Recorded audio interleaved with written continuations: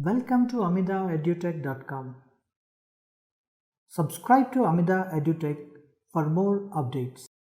Our constitution is longest written constitution and probably one of the finest articulation aspirations of the people of India. After independence, Constituent Assembly had adopted the constitution on this day, that is on 26 November 1949. And on 26 January 1950, it came into force. Dr. Kashyap, if we see our constitution, 71 years have gone by, what, in your opinion, are the strengths of our constitution which has gone on for 7 decades? We have seen several ups and downs in our political system and politics of the country, in the public life of the country also. How our constitution has displayed its strength? Number one, it has survived more than 70 years, while other constitutions framed after the Second World War collapsed, were abrogated, were replaced by other constitutions, or were substituted by military dictatorships or takeover by non-democratic dictatorial forces. That is one. Secondly, our constitution has proved to be the greatest national integrational force from Kashmir to Kanyakumari, from the extreme east to the extreme west.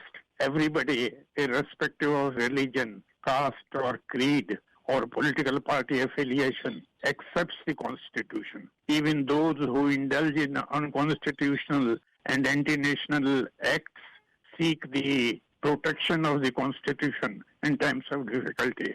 So nobody questions the Constitution. They seek benefits under the Constitution. But as the Prime Minister said, the most important part of the Constitution is that of fundamental duties of citizens. Every citizen has fundamental duties under the Constitution. While we all seek the protection of the Constitution and cry for our rights, we forget our duties. So, quoting Gandhiji, the Prime Minister also said today that there is duties and rights are two parts of the same coin. If you fulfill your duties, you need not bother about the rights. Even the right to live comes from their duty to respect life. One who does not respect the life of others cannot claim any right to live. One thing more, our Constitution does not fall in line with any other existing model of the Constitution. If the Constitution is described as written, unwritten, federal, unitary, presidential, parliamentary, our Constitution does not strictly fall in any of these categories. It is a mixture of all these. It takes the middle path, presents a synthesis of different ideals. You were talking about what Prime Minister said earlier in the day about the importance of duties. He quoted Mahatma Gandhi and said there is a close link between rights and duties. And Prime Minister also said, that if you perform your duties, rights will be automatically safeguarded. He emphasized the need to spread the values of the Constitution. And he said, know your customer, KYC. There should also be a know your Constitution kind of a program. If we take it further, he means that people should know about the values of our Constitution.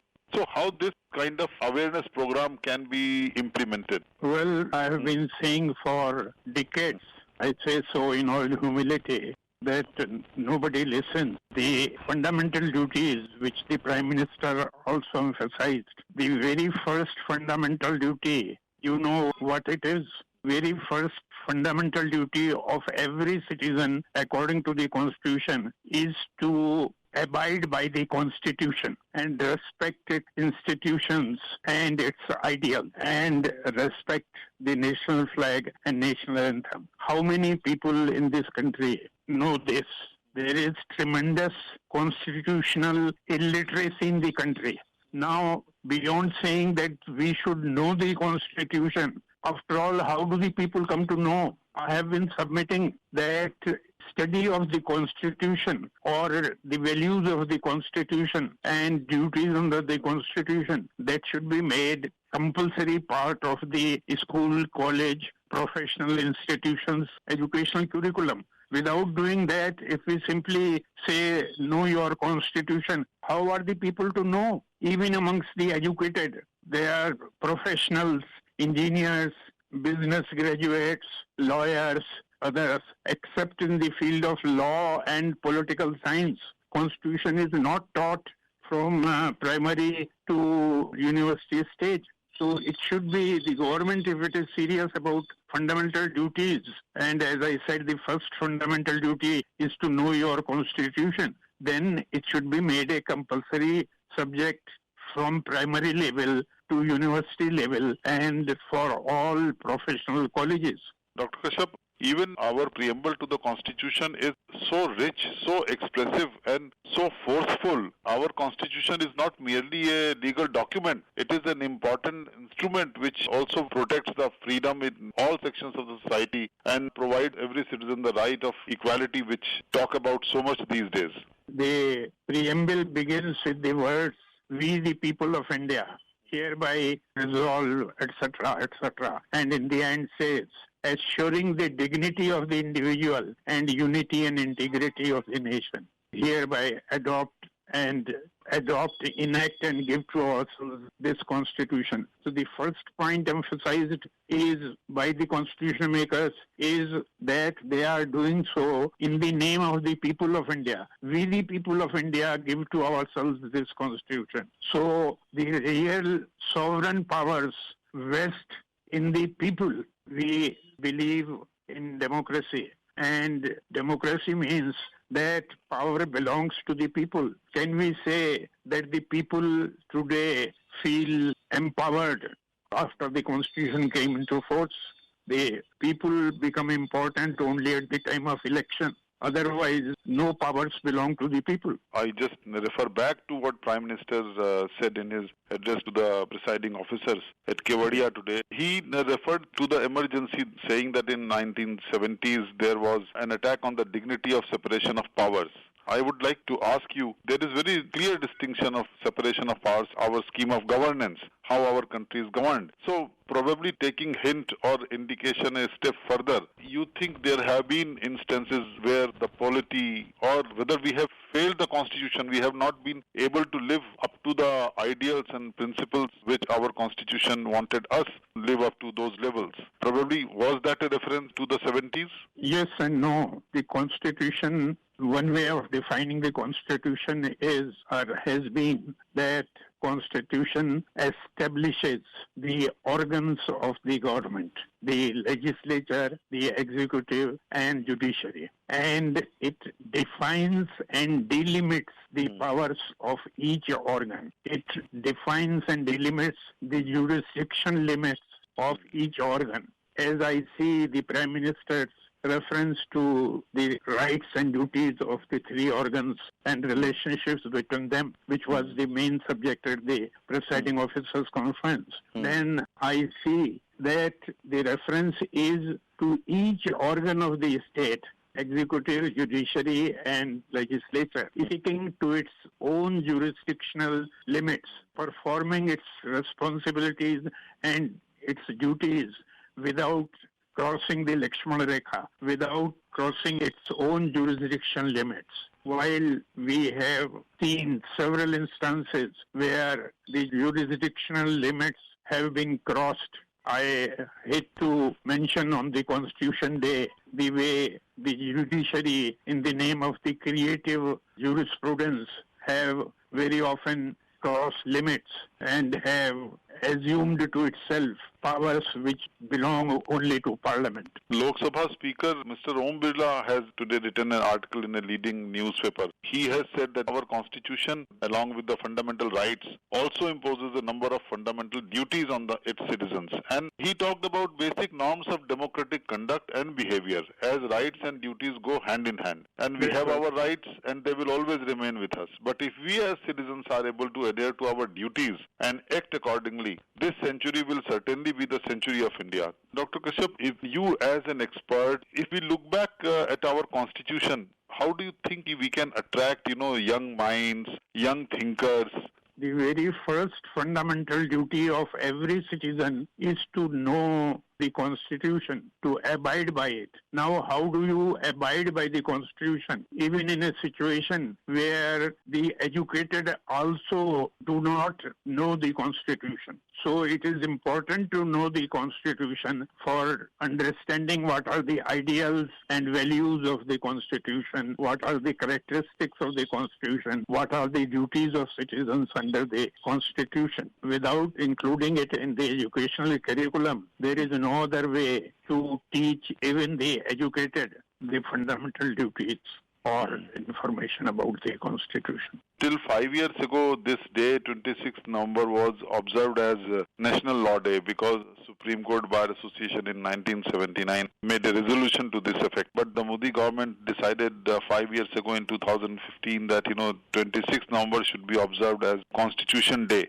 Some concrete steps should be taken. Right from 1949, it was being celebrated as the Law Day or the Constitution Day. The institutions, voluntary organization connected with the Constitution were celebrating it as the Constitution Day, while bar associations and others under Supreme Court decision were celebrating it as Law Day, because Constitution is the fundamental law of the land.